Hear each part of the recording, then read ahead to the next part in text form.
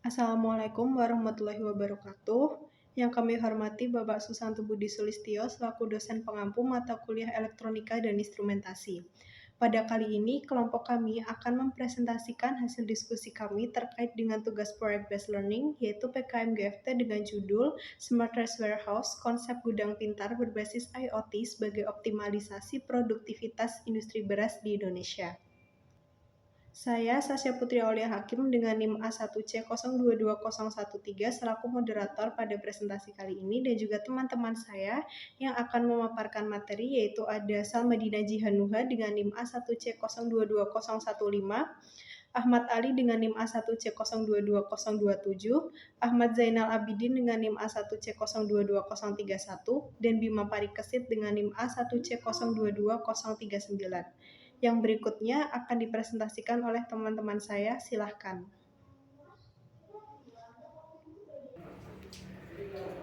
Baik, terima kasih atas waktu yang telah diberikan. Di sini saya akan membacakan latar belakang dari ide kami.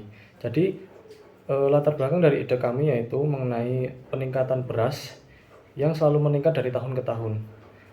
Seperti yang kita ketahui bahwa beras merupakan makanan pokok bagi penduduk Indonesia. Hal tersebut sesuai dengan Peraturan Presiden Nomor 71 Tahun 2015 yang menyatakan bahwa ditetapkannya beras adalah sebagai salah satu barang kebutuhan pokok. Maka pemerintah mewajibkan untuk menjaga stabilitas harga barang kebutuhan pokok tersebut.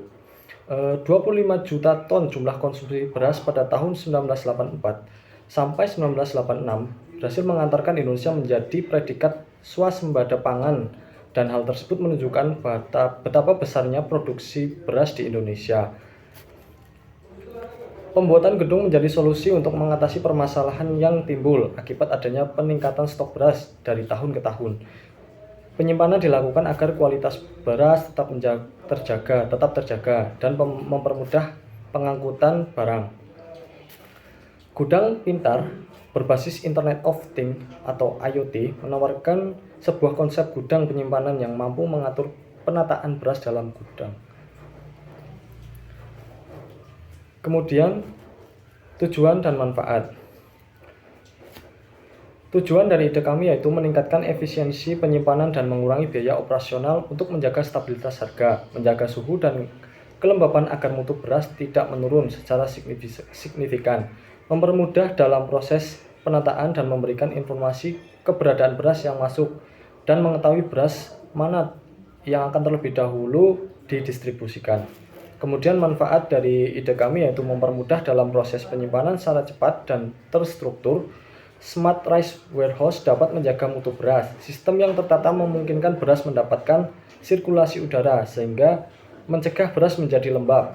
Bisa menekan nilai inflasi beras. Smart Rice Warehouse berbasis IoT bisa mengurangi biaya operasional gudang. Selanjutnya ada gagasan, kondisi terkini pencetusan gagasan.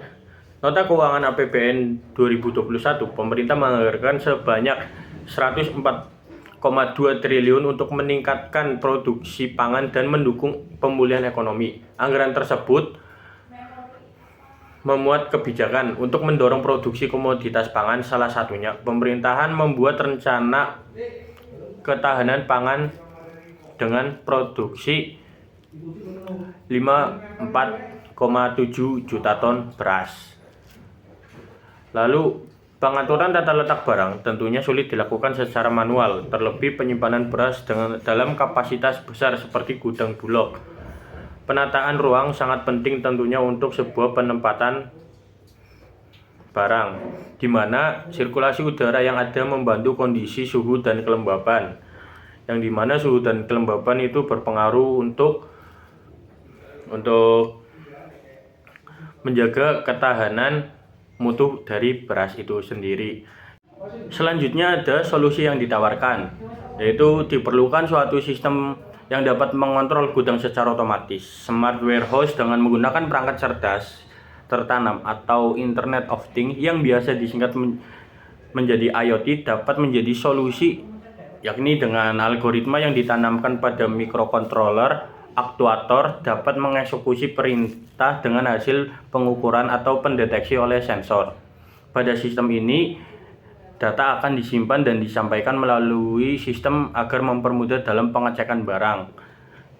Lalu kita juga memberikan solusi yaitu menggunakan box yang berjalan dengan otomatis atau otomatisasi box, yang dimana itu box tersebut mengangkut barang dari beras yang baru sampai lalu diletakkan di blok-blok gudang secara otomatis. Jadi itu untuk mengurangi anggaran dari produksi penyimpanan beras.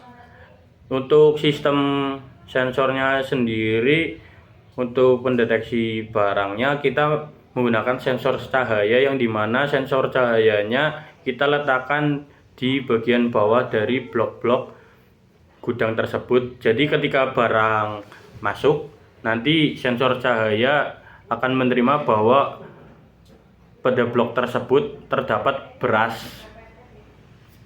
Lalu untuk